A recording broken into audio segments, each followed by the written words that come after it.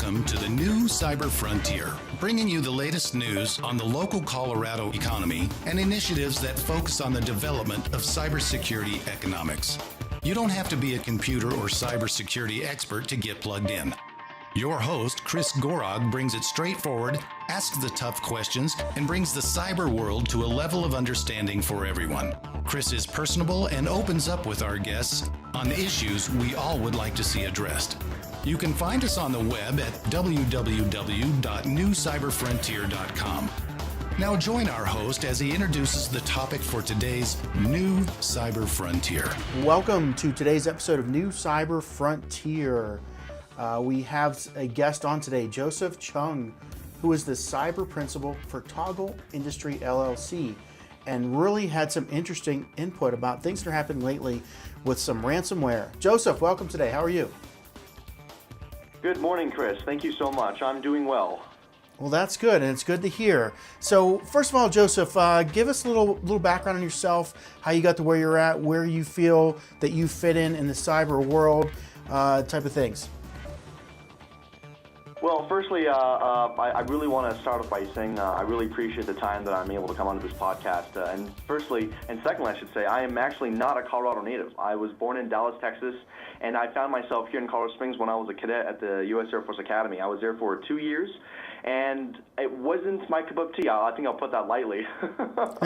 So I got out of the academy, and I instantly started contracting within the field of cyber warfare, cybersecurity, doing support for various different departments, doing a little bit of pen testing, penetration testing, network vulnerability assessments, and from there merged off and started doing within the civilian sector. So I think in a really quick nutshell, that's where I'm coming from. I have been in the industry for about 10 years. I started off at a very young age, and here I am today. So Okay. So, yeah, and I just seen your picture online. You are in a younger age. Do you consider yourself Millennial generation? Every time someone asks me if I consider myself that, I always have to counter back and say, what exactly is the definition of a millennial? If we're going by just by age, then absolutely. However, I think what really separates myself from, my friends and colleagues who are also in the millennial age group is the mindset. I surround myself with individuals who have the forward-thinking component, who want to build something for ourselves. So going back to your question, Chris, I'm definitely a millennial by age, but from a mindset, probably not. I hope not, at least. Really? I don't see it as a bad thing. I actually really almost associate myself that I'm a millennial, even though I'm Sure. a little bit, we'll say, more senior than the average age for millennial. My young nephew, him and I worked a lot really close together, and he had started going to school almost the same year I started going to college. And I went for 11 years, and he graduated the year after I finished my last time I was in college full time. And really, it was that adoption of the technology over the learning experience that I think really associated with what they're calling the millennial generation. And it's those people that kind of grew up with technology or went through their education process with it available that understand that entirely and kind of make that association. So I feel like I'm one. Right.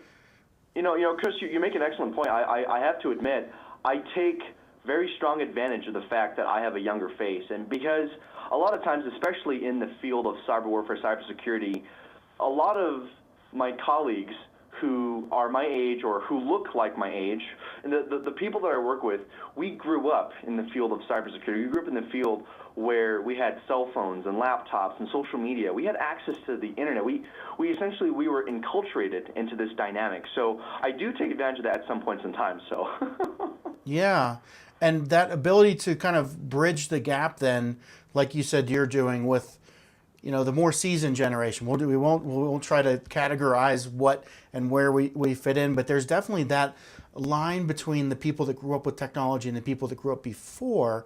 And I think that bridging that gap from whichever side you do it looks like you do it from the little bit younger side and I do it from maybe the top side. Maybe we can come together in the middle and have something overall that works to kind of bridge that divide.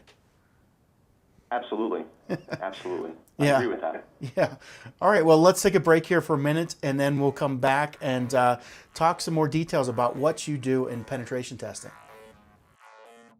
We'll be right back with the rest of today's show right after these brief messages from our sponsors. Cyber Resilience Institute helps build strong cyber communities designed to prevent members from attack. Like building a neighborhood watch, it takes coordination and a sharing community to protect our identities and valuables in the virtual world. Typically, we hear that organizations know they need to do something to protect their cyber assets, but don't know where to begin. Let Cyber Resilience Institute help your community create an action plan. Cyber Resilience Institute will build your community or business marketplace so that it is designed to support a collective cyber defense. Contact them for more information at cyberresilienceinstitute.org. All right, so welcome back. We are here with Joseph Chung, who is from Colorado Springs, one of our Colorado people that's not a native, he says, but has been in cybersecurity for a while here. It's affiliated with the U.S. Air Force Academy here.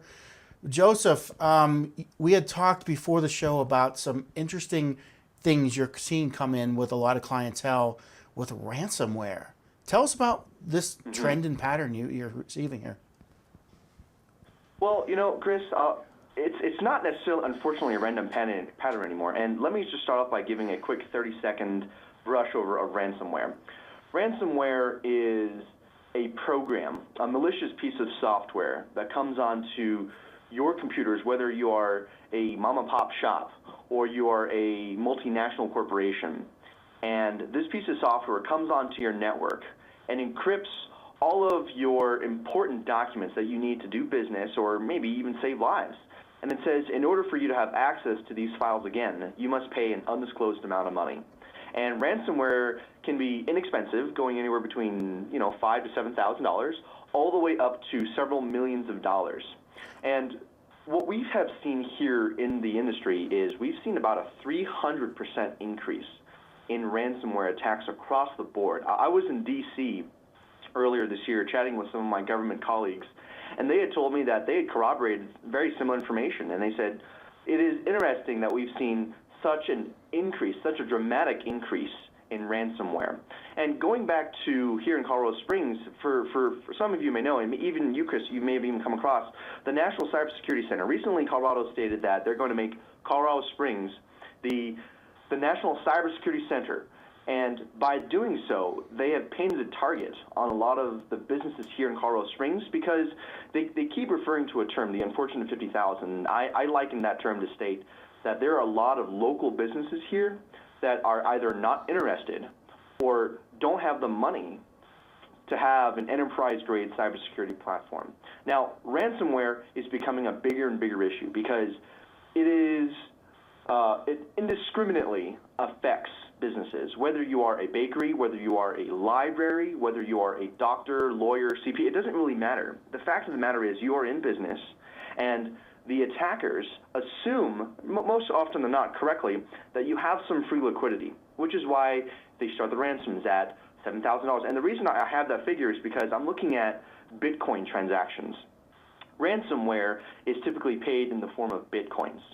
And Bitcoin is a decentralized currency that, by pure definition, there is no centralized bank for it. So when individuals exchange Bitcoins for services, it is theoretically an untraceable or an unpinnable source, if you will. So once you transact Bitcoins, and I believe last I checked, one Bitcoin is about $1,200. Last year they were at $300.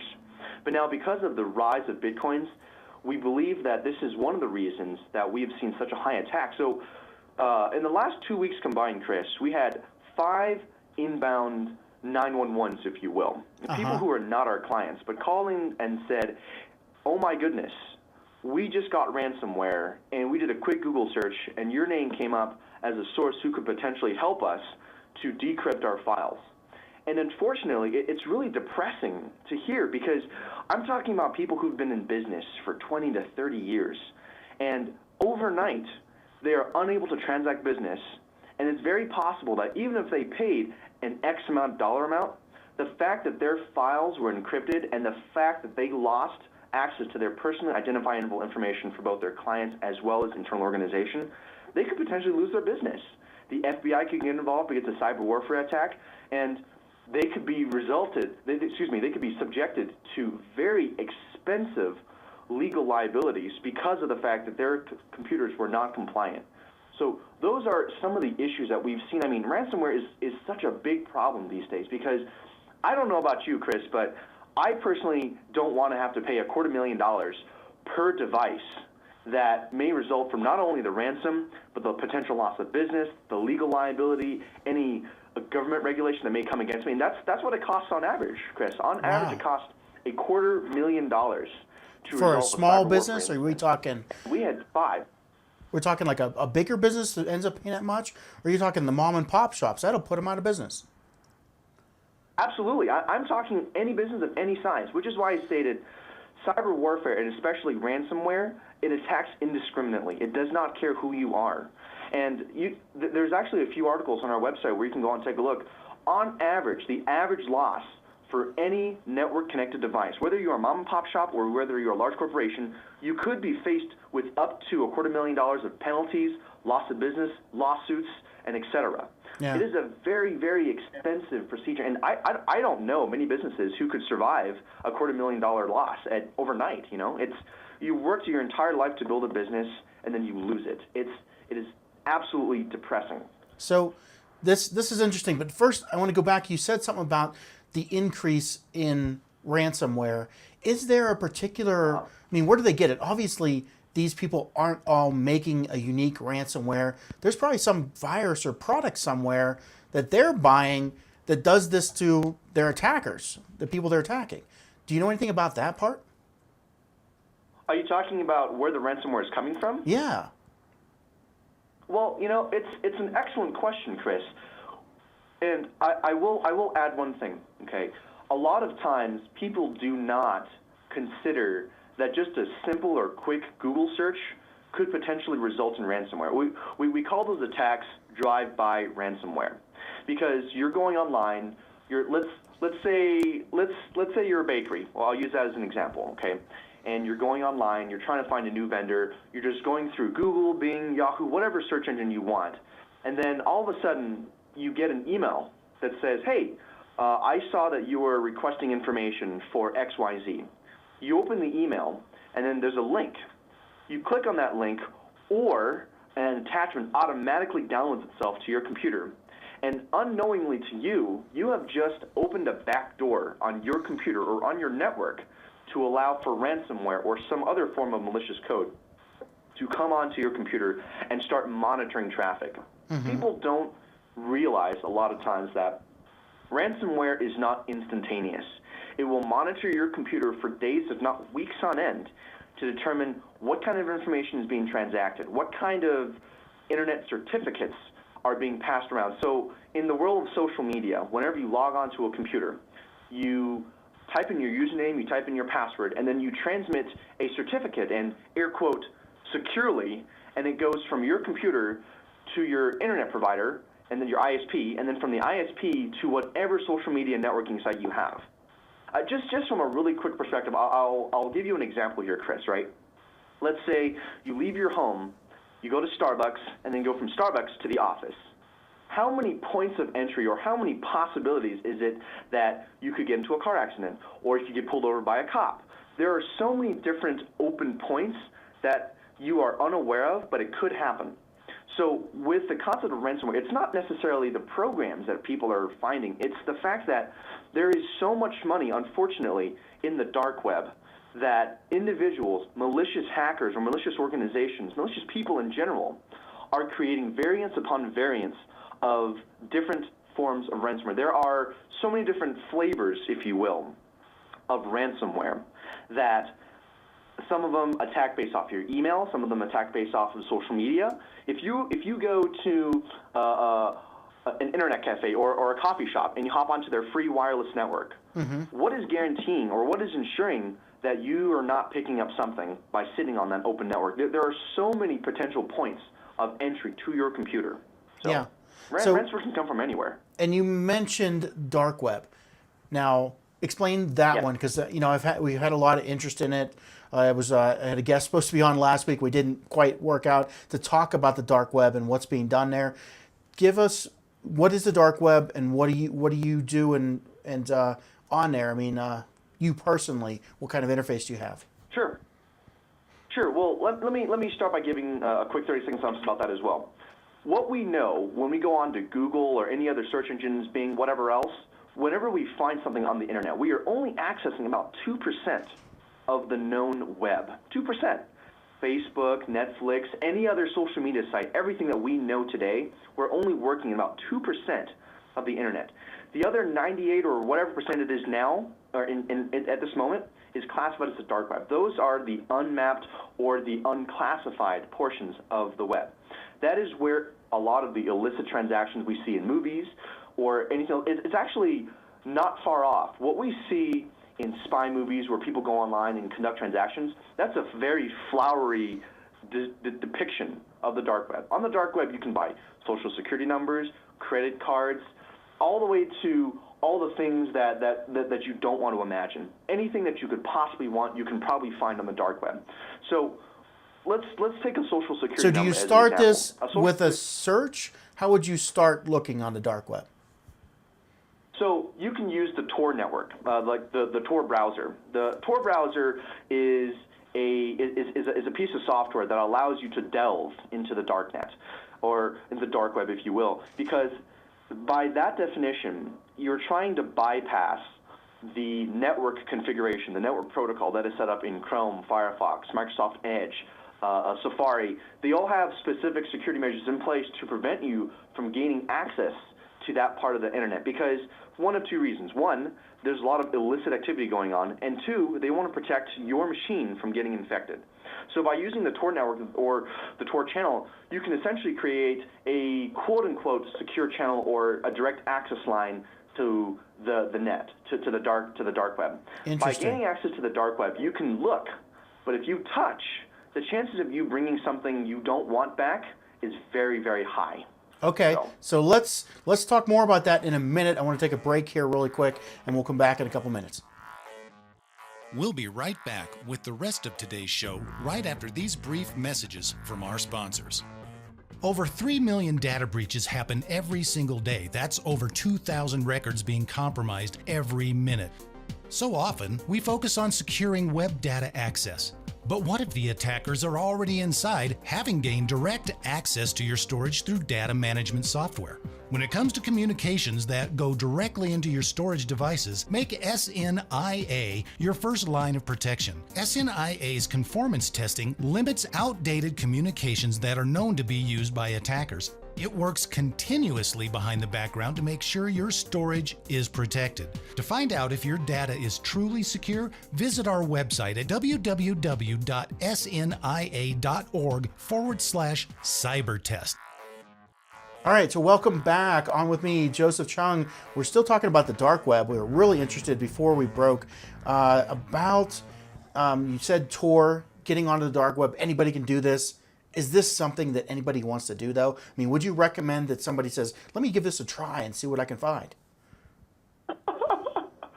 Well, I mean, we all heard the saying, curiosity killed the cat. In this case, if your curiosity gets the better of you and you use the Tor browser and access the net, you may actually get a knock on the door from the FBI, depending on what you do. So my professional opinion and my professional recommendation would be to stay off the Tor network unless you're looking to do something less than honorable or less than ethical. So I'll leave it at that, Chris.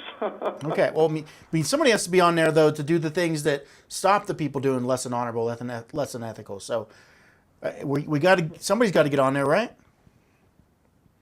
Well, there are tools that can go and crawl the dark web. So myself, as a cybersecurity engineer per se, whenever I put on that hat, I have tools that go and peruse the darknet. So I myself am not putting myself in the front line. Yeah. But the benefit of that is by having these nodes and points of access crawling the Tor network, it allows me to see, okay, this is what is new, this is what's popping in the industry in that specific segment of the dark web. This is, for example, all of a sudden we see a blast of 1 million social security numbers. Okay, let's go investigate that and determine how those social security numbers are coming into the dark web and how can we stop that from happening. Basically, we want to create an antidote, but more importantly, we want to take a look at the behavior of those of those malicious actors. We want to see how are those people acting, and how can we create a better detection engine that allows us to go through and deploy to our clients to say, hey, when XYZ activity starts to happen on your computer, flag it. We want to see what is actually happening there.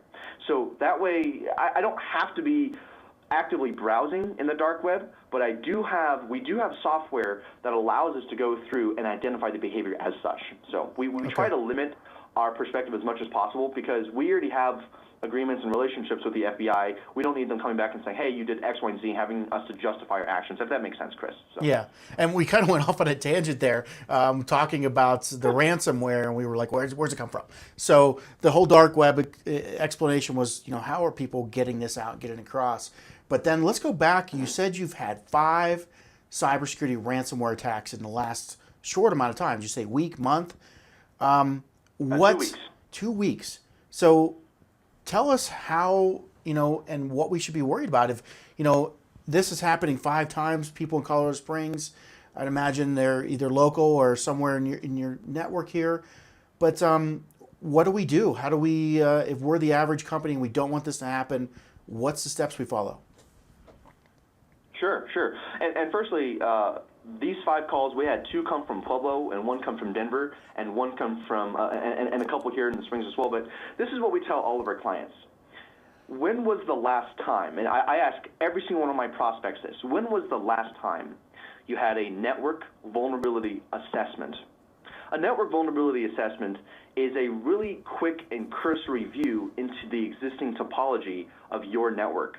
So we take a look to see what hardware you have deployed into your network, what kind of computers and what kind of software you're using, and from there we have a very frank conversation. Well, we'll take a look at your architecture and we'll say, all right, Mr. and Mrs. Customer, we have found XYZ vulnerability. And these are how these potential vulnerabilities have affected our other customers.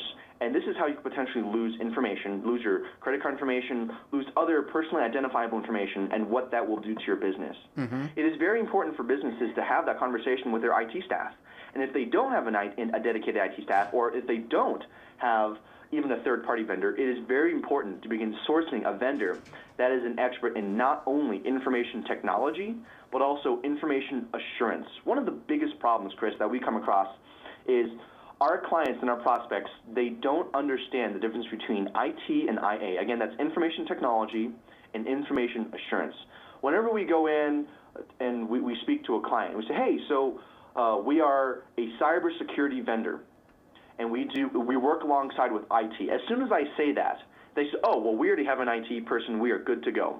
But then I turn around and I ask that question. I always ask that question. When was the last time you had a network vulnerability assessment? They pause and they say, I have no idea what that is. So I would ask you that, just to stop you there and say, you just defined 2 separate things.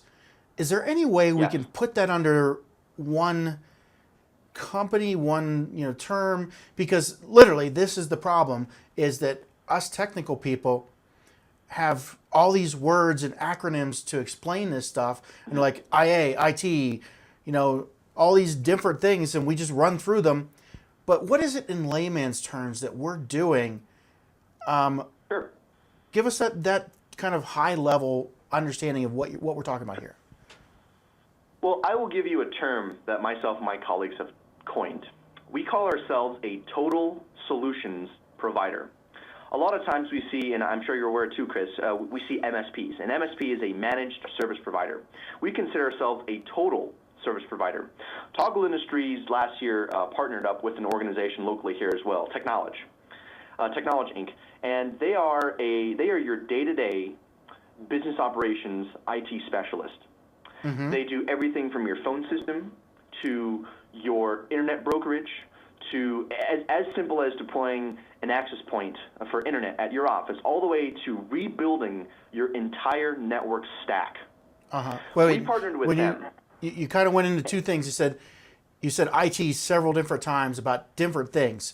So information technology, the IT piece, is any electronic equipment you have that either is for communicating by digital, voice, connecting your computers, anything else you use within your company, right? Yes, that's correct. And then the stack thing, you just went kind of off the deep end there. What the heck is a stack? So a network stack is your backbone. For businesses that have anywhere between 5, 10, or 50 plus, all the way up to 10,000 users, a network stack is your server, your switch, your security appliance, everything that allows you to communicate seamlessly internally at the office. So you send emails back and forth within your clients, within your clients and within your office employees. By having a network stack, it essentially is a dedicated piece of hardware and software that serves only your business. Okay. A network stack is also part where it includes all of your files, all your sensitive documentation. So everything is at your office. So. Okay. Now you talked about information assurance. So describe that. I mean, that's all your information, all your data, where your files are stored on one computer, on your local computer that's in front of you on a desktop, how they're backed up on the network, how they're taken off-site on a backup. Explain that whole information assurance scope. Sure. I will actually go a step farther. Information assurance works in tandem with information security. So whenever a traditional IT specialist or a traditional MSP, managed service provider, comes into your business and they say, oh, we're just going to throw in a brand new firewall, they are still calling that, those legacy IT MSP individuals, they are calling that cybersecurity when it, by definition, is not. Information assurance and information security is the principle of me going into and working in tandem with the business's existing information technology specialist and say, all right, you've deployed XYZ solution in. Now, I'm going to try and break it.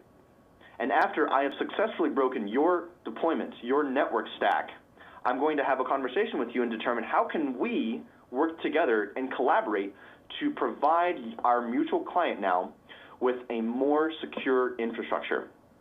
So by us collaborating with Technology, they design the network stack, I help him with it, and I help them with it, and we design the entire system with security in mind and convenience second. Okay. What that means for the client is... Okay, go ahead, finish that thought. Yeah, what that means is I first ask the client, how important is security to you? They give me an answer, and then I go back and ask, okay, how important is convenience to you and your staff?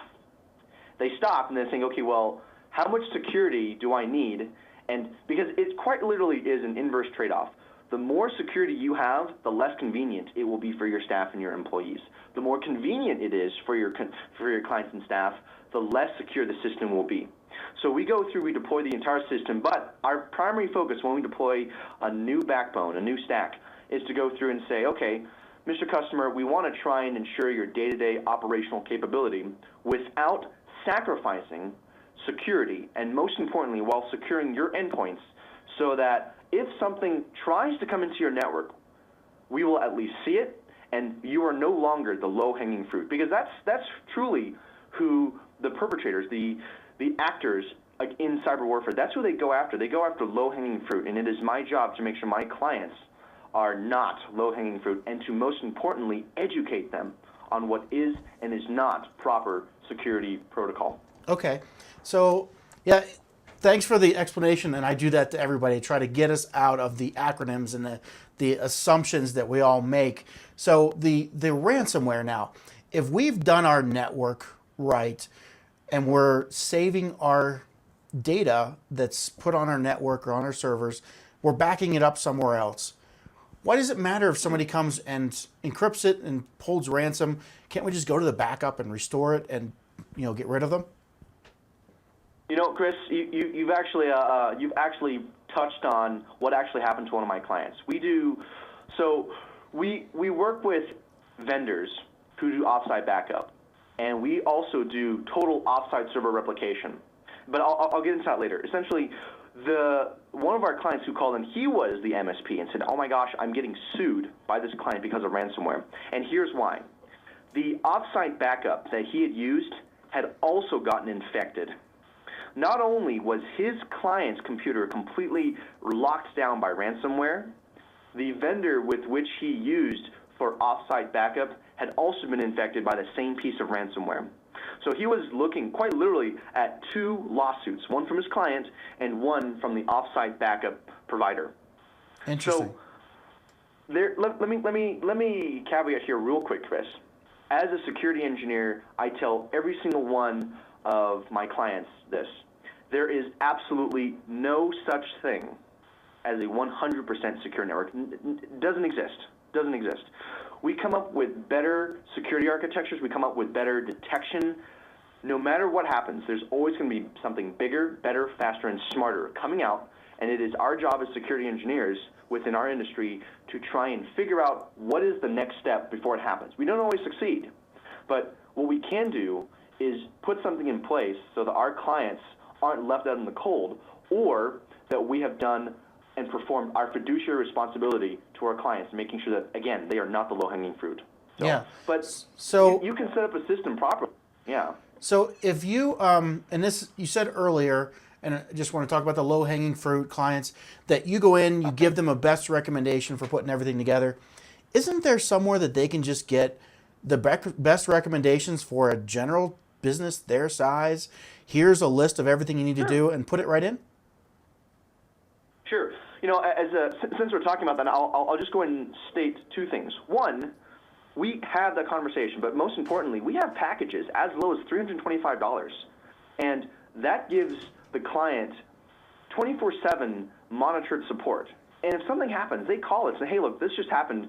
Can you please explain to me, should I be concerned, and what is the next best step? So that is one step. If they choose to have a conversation with us, and if they choose to let us try and secure their system, we have packages that are low that allow them to pay that small amount of price and have the peace of mind. But most importantly, going back to your other questions, where you say, you know, if I wanted to give them a shopping list, they wanted to go out and acquire their own hardware, their own software, they're absolutely free to do that. But this is something that I'll say then right now.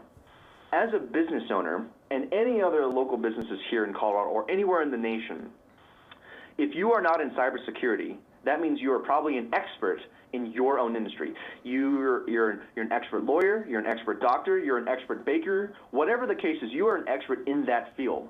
But the reason that people go out and they have conversations with people like myself or my partners is because they are not those experts in cybersecurity. Does that make sense, Chris?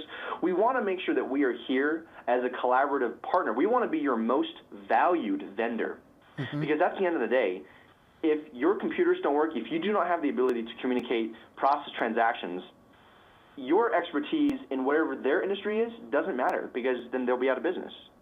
So they can go out and acquire their own hardware and software and security solutions, but when something happens, if and when something happens, who are they going to go to? I mean, are they going to go down the street and go to Best Buy? Are they going to go talk to their friend next door? Are they going to talk to a qualified security engineer? So, and I guess that's what I'll leave you with. I mean, yeah, fair enough to that comment. We're always looking for people with a good perspective on, you know, how can we get some help? What is happening? And you gave us some great insight here. So thanks so much for joining today, Joseph.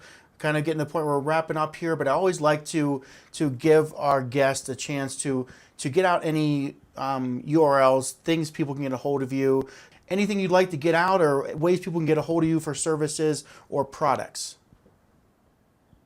Okay.